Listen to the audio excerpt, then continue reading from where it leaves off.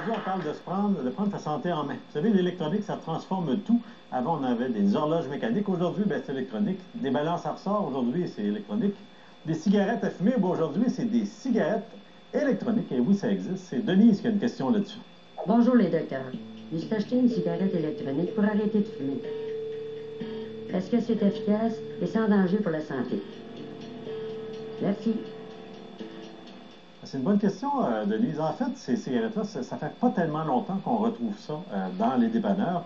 Il faut comprendre qu'il y en a différentes sortes. Au Canada, en théorie, on ne peut pas trouver de cigarettes comme ça qui contiendraient de la nicotine. Hein, c'est quoi, dans le fond? C'est un petit appareil électrique qui va contenir des substances inoffensives, plus ou moins de la nicotine, mais pas au Canada.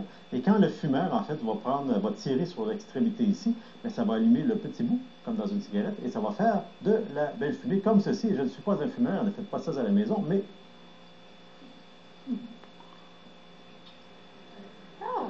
Hein? C'est très réaliste, hein? Mais ça goûte. Ça goûte à rien du tout. Ça goûte la vapeur d'eau, en fait. Il n'y a aucun goût là-dedans. Ceci dit, donc c'est ça. Il y en a qui contiennent... plus beau, par exemple. Non, c'est pas terrible. Là. Il y en a qui contiennent de la nicotine, mais pas au Canada. Donc, celles qu'on trouve ici, en fait, c'est des substances inoffensives. Et évidemment, là-dedans, il n'y a aucune des substances comme le goudron ou beaucoup d'autres choses qui peuvent donner, par exemple, le cancer du poumon ou la maladie cardiaque.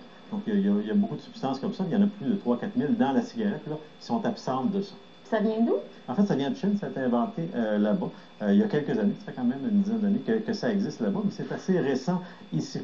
En fait, la question, c'est est-ce qu'on peut arrêter de fumer avec ça? Et en fait, on sait que les produits qui contiennent de la nicotine peuvent aider un fumeur à arrêter de fumer. Il y a quelque chose qui est... Donc ici, vous n'en trouverez pas comme ça, mais aux États-Unis ou sur Internet, vous pourrez trouver peut-être des petites cigarettes comme ça électroniques, mais qui vont vous donner une dose de nicotine.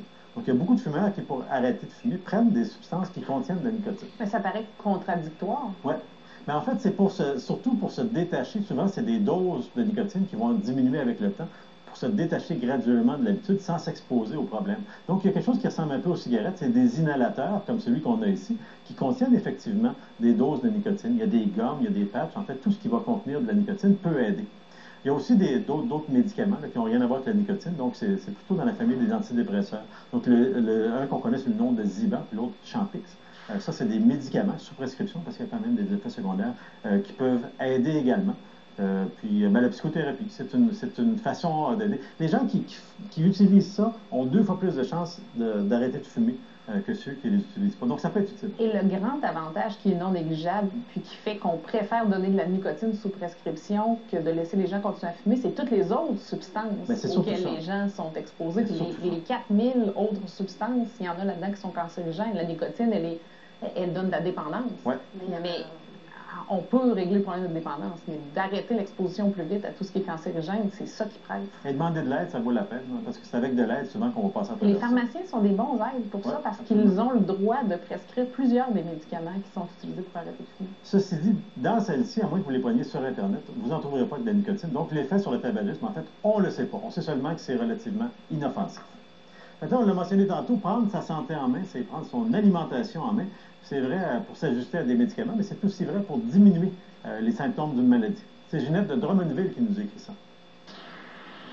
Bonjour les docteurs, je souffre du syndrome du côlon irritable. J'ai de la diarrhée qui alterne avec de la constipation et aussi des maux de ventre à tout moment. Comment diminuer mes symptômes avec l'alimentation? Merci Ginette, avec nous la nutritionniste Myriam GMI. Bonjour Myriam. Myriam, que le côlon irritable, c'est une maladie très désagréable. C'est pas dangereux, mais ça peut vraiment gâcher un quotidien. Est-ce qu'il y a des trucs dans l'alimentation qui peuvent faire la différence? Bien, oui, l'alimentation peut faire, si on l'améliore, peut faire une grande différence dans les symptômes. Donc, on peut vraiment diminuer, voire même enrayer les symptômes d'alternance de selles fréquentes, de constipation, diminuer les ballonnements puis les douleurs abdominales. Plus spécifiquement, là, dans l'alimentation, qu'est-ce qu'on doit faire? Bien, spécifiquement, ce que l'on doit faire, c'est que d'abord, on doit augmenter les fibres. Peu importe que l'on ait une prédominance de constipation de selles plus fréquentes. Donc, ça veut dire concrètement que l'on devrait avoir par jour l'équivalent de 2 fois notre point de fruits, également 2 fois la grosseur de notre point de légumes, puis de choisir à peu près 2 fois sur 3 nos produits céréaliers de blé entier. Ça veut dire pain brun, riz brun, pâte de blé entier. Le 2 fois sur 3 est bon, hein? Ça veut dire que si quelqu'un aime moins ça, il y a encore accès aux pâtes blanches, aux pains blancs. Oui, c'est toujours bon, oui. Donc ça, en premier, les fibres. Puis les fibres, il faut les accompagner de liquide. Donc, si on les accompagne de liquide, c'est-à-dire à peu près 1,5 litre, 2 litres par jour, pas seulement d'eau, mais de jus, de lait, de tisane, par exemple, de soupe, ça compte dans les liquides. Donc, les deux ensemble vont aider l'intestin à mieux fonctionner. Puis ensuite, définitivement, de l'activité physique qui aide tous les intestins à mieux fonctionner. Puis, finalement, il semble que du yogourt à tous les jours, dans une bonne tasse, aide au bon fonctionnement de l'intestin. Maintenant, il y a peut-être des aliments à éviter, au contraire?